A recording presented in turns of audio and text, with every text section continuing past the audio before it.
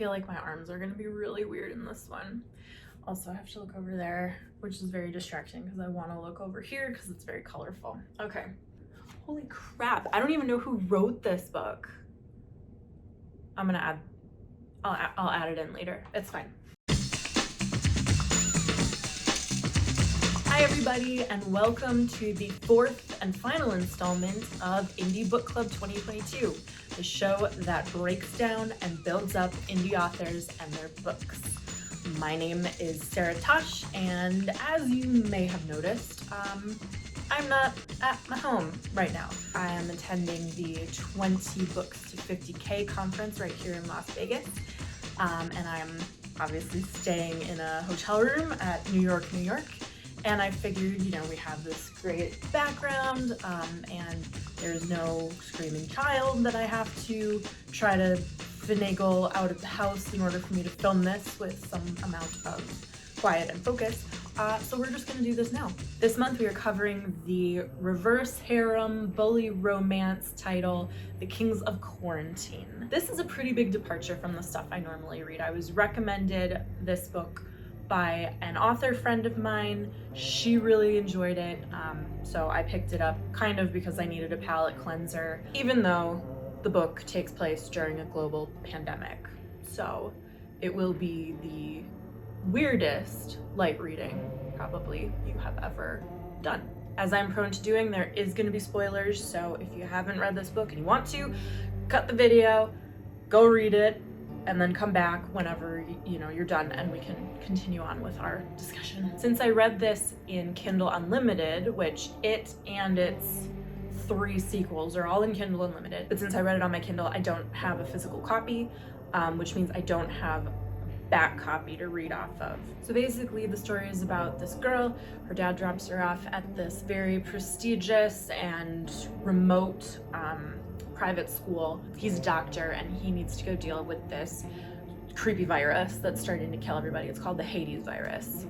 Fairly on the nose, but you see where this is probably going. Almost immediately she meets these hot guys who are part of this secret club, the Night Keepers, that is tied to this local legend about people, and it's sort of convoluted, the legend, but basically they run the school. And she falls in with them, and then eventually they find out that her dad was the one that released the virus. There's a big expose in the news, and it's like, oh, this guy actually did it. They obviously take that very badly, and they start making her life miserable. But she's very attracted to them, and they're very attracted to her. There are, as you would imagine, since there are 4 dudes and 1 girl, there's 5 main characters. You've got the girl, Tatum. You've got, and then each of the guys are sort of kind of archetypes a little bit. So it's like a pick your flavor, like who are you in the mood for as a reader, and not really as the main character, but you get the idea. You have Blake, who's this quarterback, star. His nickname's the Golden Boy. That's what she calls him.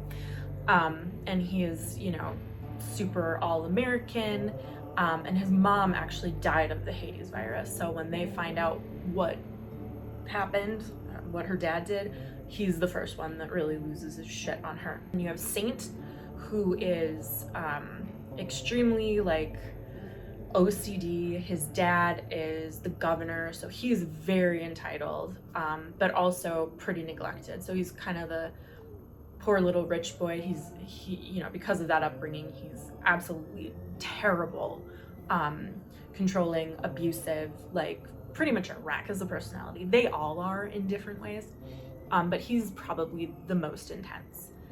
And then you have Cayenne, who is wrong side of the tracks kind of guy, likes to fight. He is sort of a slob, and very wild man, sort of a Jason Momoa is who I kind of, but as a teenager, as a 17-year-old type. That's what I picture Cayenne as. And then the 4th guy is actually the gym teacher, who's a very young gym teacher. He's in his 20s. And he is not rich, obviously. He is blue collar, and he's very resentful of a lot of these rich kids, and he thinks they can't do anything for themselves, and he thinks, he calls her princess, and he thinks she's entitled. So that's where their dynamic starts. Something this book does that's a little bit different from basically every book that I read is the chapters it's all first person, but the chapters switch between these 5 main characters. So you've got Tatum is first, obviously, and she's back every other chapter. So it goes Tatum, someone else, Tatum, you get it. It's like an A, B, A, C, A, D thing. So right at the beginning, her dad drops her off. He hands her a gun so she can protect herself, which is kind of like, okay, it's a bit of an overreaction. If you really thought this was that unsafe, why are you leaving her here? But all right. Blake, Golden Boy, shows up as the like welcome wagon and takes her stuff. And then he goes and takes a phone call, and she leaves her stuff. She's like going to look at something, and her luggage is in the middle of the road. And the gym, unbeknownst to her, the gym teacher comes. He's jogging, and he runs into it. And he gets all pissed at her, and she gets all pissed at him. And you know, it's mistaken identity kind of thing. Blake shows her around. He tells her the legend of the Night Keepers, these like protectors, these fierce protectors. And then he drops her off at her dorm, and she meets her best friend. I believe her name is Mia. Mila is her best friend. It's a little hard to keep it all straight. A lot happens in the first chapter, and a lot of it is backstory. It's a lot of her walking around and other people walking her around and her meeting people, and it's a lot of stuff in her head. We're getting to know her. One thing I should say about Chapter 1 is Mila explains to her this concept of the Nightbound and the Unspeakables. The Unspeakables are people who dared to defy the Night Keepers or tried to do something against them. And in the legend, it was like, you know, different tribes or, you know, explorers trying to take the land or whatever. And how that manifests in this book is it's a bunch of students that the Night Keepers don't like, and they basically make their life a living hell. But then there's also this thing called the Nightbound, which that is when someone willingly pledges themselves, body and soul, to the Night Keepers and agrees to be owned by them. You can probably see where this is gonna go, but that's all in the first chapter. Second chapter is Saint's point of view, who she actually, I don't think she's met yet, so that's very much like out of the blue. We just kind of meet him magically. Through Saint, we get a look at the temple, which is this renovated church that Saint and Blake and Cayenne all live in because they can do whatever they want. They're super privileged. They're just like, this is what we're doing. We're not gonna live in the dorms anymore. We're living here. So we get like kind of the map of that, which becomes a centerpiece, a set piece in the book.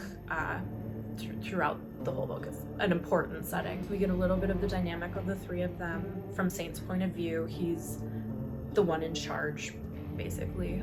The other 2 don't agree, but essentially he is. That's when we hear that Blake's mom died of the Hades virus, and it's been really hard on him. Then they go to breakfast in the main hall, and the 3 of them are sitting in their own table, and they see Tatum walk in, and Saint is very taken with her, as is Cayenne, and Blake, of course, has already seen her. And then they bicker about, you know, who's gonna get her first, and Cayenne says, well, you guys can have her. I don't date girls from school. They're too delicate, they're too whiny, they're not gonna do what I want in bed. Specifically in bed. It's all about bed. I don't think any of them have ever had a relationship, and they certainly don't seem interested in them. So it's pretty much Blake and Saint arguing about who's gonna get her first. And Blake said he called dibs, and Saint said fine, but in his head he's like, yeah, whatever, it doesn't matter because she's gonna be mine eventually. In chapter 3, we get back into Tatum's head, and she is called to the table of the Night Keepers, and Saint says, we're gonna basically rush you, essentially. If this was like a fraternity, it's like, we're gonna initiate you. And she's like, oh, I don't care. She plays it very sassy. Her and Mila go to gym class, and Tatum realizes she has another run-in with the gym teacher before she realizes that he's a gym teacher. And she gives him some shit, and then she realizes crap, and he calls her into detention. And then we jump to his point of view. So we get a little bit of background about him and how, you know, he's just as aggressive and angry as the other three. He really doesn't like her, and he doesn't like her attitude, but still there's a lot of like disciplinary and tinged with sexual tension sort of thing with that. So you got, your like kind of teacher, naughty schoolgirl archetype in there. I haven't read a lot of reverse harem. I think this might be the first one, actually. And I was intrigued. I was intrigued by how this was all set up. By the end of that, we get a little bit more about life as a teacher. And the headmaster has a meeting, and Monroe goes to it, and he says, we are, the students already can't leave. The Hades virus is spreading. The students couldn't leave before the Hades virus, school, but now the teachers can't leave. So you already see this like ratcheting up of something happening. And that, Blake has already lost a parent, and Tatum's dad was worried. So there's this, it's not really overtly stated that there's this emergency going on. It's all very under the surface for a very long time in this book. And then chapter 5, Tatum goes to the rush party, essentially. She gets initiated. She's very impressive. And basically it ends with knowing that her and Blake are gonna hook up. According to my Kindle, that's about 17% of the way through the book. And we haven't really gotten a catalyst of what is gonna happen. We think we know. We think it's probably gonna have something to do with the virus.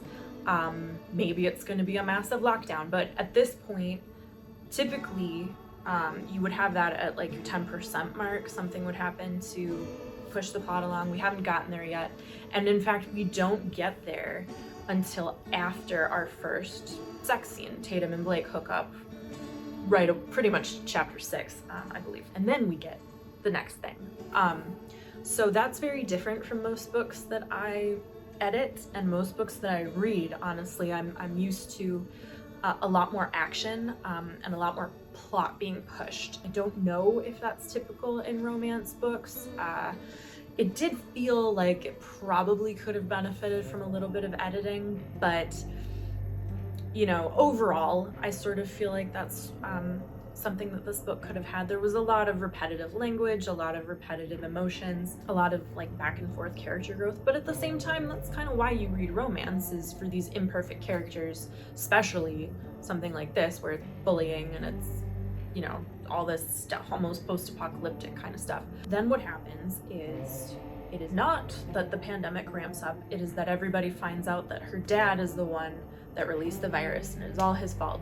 And basically he killed Blake's mom. And the Night Keepers decide that she's gonna be an unspeakable and her new name is Plague. Once you're an unspeakable, you lose your name. Hers is Plague, because every unspeakable's new name is descriptive of what they did to offend the Night Keepers. So she endures that for a very long time. She tries to escape. She tries different things to get over this. Eventually, she decides, and they give her the option of becoming nightbound to them. She decides that that's the only way that she's gonna survive this. And various things happen. It's not really like super sexy things. It's just a lot of like sexual tension and a lot of really, kind of borderline abusive, but also she's attracted to them sort of behavior. And over time, you can see them all becoming more, not interdependent on each other, but closer and more involved and more understanding of each other, even though they're still very aggressive and antagonistic towards each other. All that middle part was fine. Like I said, there was some repetitive language, there was some stuff that probably could have been cut out without anything being lost, but it didn't bother me too much. And then, even if it had bothered me, things go really off the rails when the townsfolk are basically, they burst, they siege the school, because the school has a bunch of supplies and the towns are now running out of supplies because of the pandemic. I don't really want to give away the ending, but basically by the end, all 5 of them are bound to each other. And that's where the book ends. And it's actually a really good, satisfying ending. Even though, you know, it's not like, oh, the pandemic's solved and oh, we have all the answers. Actually, everything has basically gone to total crap by the end of the book. And nothing is okay. Except for this group of 5 people who are now like in the middle of this nightmare. So in that sense, the book ends in sort of a, I'm not gonna say happy, I'm not even gonna necessarily say hopeful, I'm just gonna say it was satisfying and it made sense. It didn't feel too neat, maybe slightly unbelievable, but I'll get into that in a second. Character arcs are basically, there's 2 of them. There's Tatum and there's the Night Keepers and Monroe, basically as one kind of big whole. She went into this as like, you know, her dad moved her around a lot, and she was going to this school as like, I'm always used to being able to leave. She's always had really short relationships that she's just kind of like a love them and leave them type, which feels really antiquated to say. I don't know if the kids are still saying that, but hit it and quit it, whatever it is that you guys say now. But she just kind of has had casual relationships and she's able to just walk away and never see them again. And now it's like, well, you know, I have this girl that, you know, I have this roommate, I'm gonna see her every day. If I sleep with this guy, I'm gonna have to deal with him every day. There's nowhere to run. She's very, very hesitant to make these long-lasting relationships. And this is because her mom left her and her sister and her dad when she was a kid. So she has abandonment issues and she is just better off alone, you know. And by the end of it, in the middle, she basically binds herself to these guys, even though she doesn't want to. And then by the end, she's bound to them because she feels this loyalty.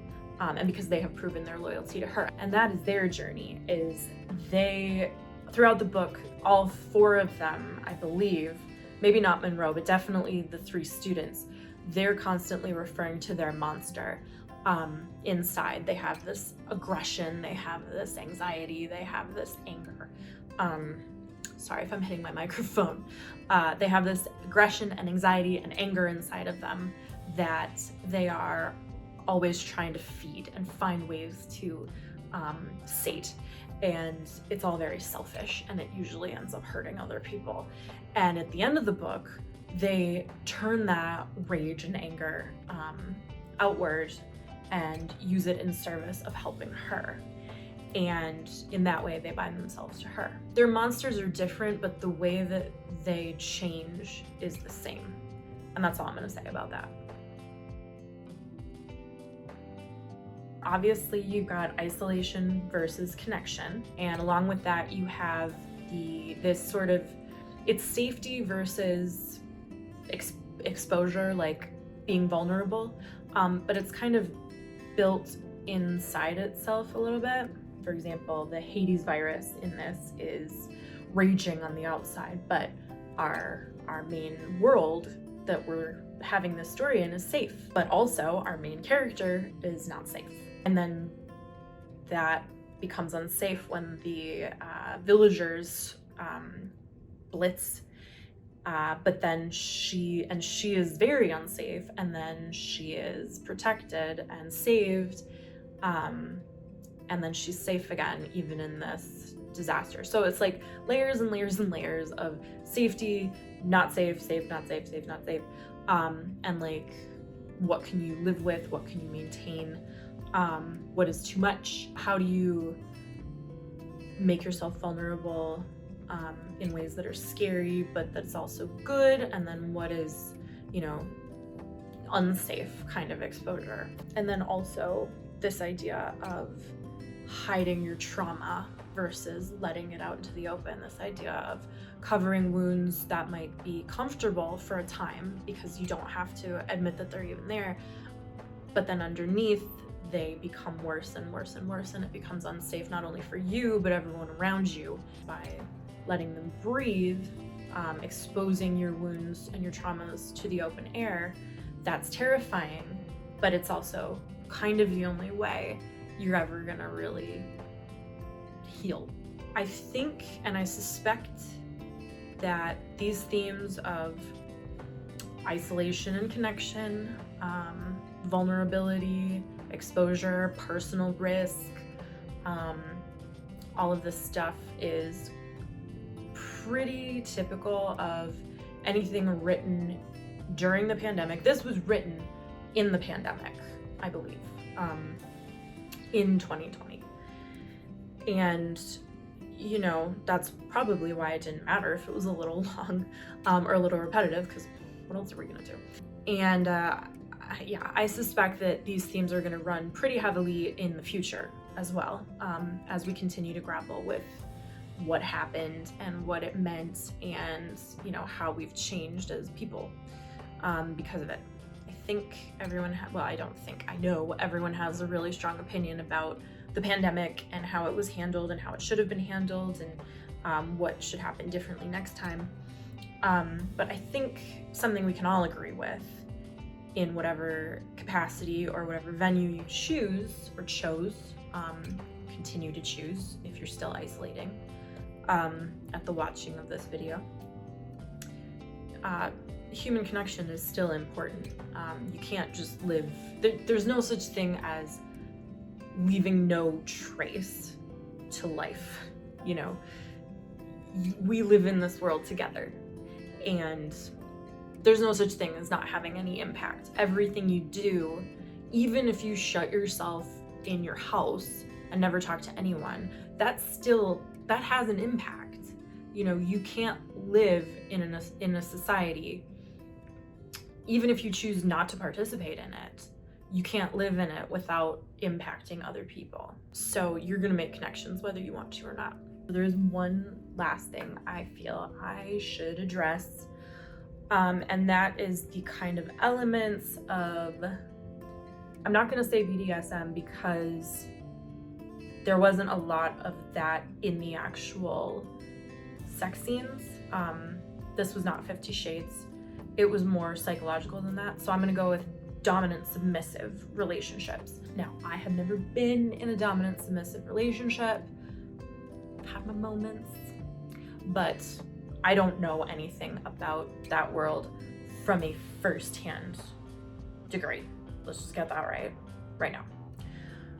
However, I do know, based on things I've read, conversations I've had, that it's heavily based on trust and permission. And this book is not that. There's a lot of just straight up abusive stuff that happens in this book. If any of the relationships that Tatum was having with those 4 guys was happening, someone would probably want to step in and say something. That being said, there are just enough elements of magic and non-reality in this book to make it not be an issue necessarily. So what do I mean by that? So the book is set in a fictional US state called Sequoia. So right away, we're in a totally different place. Second of all, you have this legend of the night people, you have and night keepers, and you have, when she becomes nightbound, she has to touch this magic rock, because only people who touch the rock will be nightbound, and touching the rock means you're nightbound. And when she does it, she feels this mysterious thing. And when the climax of the book happens, there's this life energy that they share. This is not a fantasy book. There are no wizards. There's no, magic spells or anything. If anything, I would say it's just super, super subtle magic realism. I don't even know if it's that. But because these things exist and because we're in a place that isn't real, it just makes it all right to believe that these relationships with these kind of shitty people, these mean dudes, somehow they magically transmogrified into like good, noble, warrior types that are serving their queen at the end. Absolutely would not recommend anyone pursue a relationship like this. If you want to be with 4 dudes, that's your business, but the interpersonal dynamics of this, probably not what you want to be going for. But it makes a very good semi-fantastical reverse harem romance. So in closing, I'm going to read my final thoughts on this so I get them right. In the end, while analyzing this book from a craft standpoint is fun, it really doesn't matter. This book was written for a very specific purpose at a time where it didn't matter if it ran a little long in the tooth. Kings of Quarantine is pure escapism from conception to execution, and for whatever else it may be, it doesn't need to be anything more than that. Yeah, it's great. I analyzed it here. I wouldn't analyze it if I were you. Just enjoy it. If you find yourself getting a little bored with some of the long scenes, just, kind of gloss over them. They'll be over in a minute and something else will happen. I did pick up the second book, but I've only gotten a little ways through it. Like I said, it's sort of long and I have other books to read, so I'll probably get back to it at some point when, beach read, or maybe on an airplane. Christmas is coming up. Maybe I'll read it on the plane. Thanks for watching this episode of Indie Book Club. If you want to pick up the book, you can obviously do it on Amazon and in Kindle Unlimited, like I did. Our next book will be the fantasy Tetrachrome. It's a little bit wild. I'm not entirely sure what I'm going to be able to analyze out of it or how I'm going to analyze it. You'll see. If you want this kind of breakdown and more on your manuscript before it goes to print, you can contact me at the Ugly Cat Press. I do developmental edits just like this one that you've seen here, plus a little bit more in-depth analysis and personal assessment.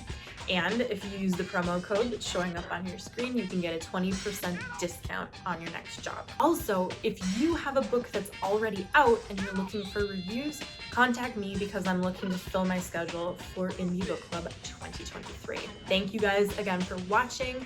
Thank you for joining me here at fabulous New York, and Las Vegas, and we'll see you next time.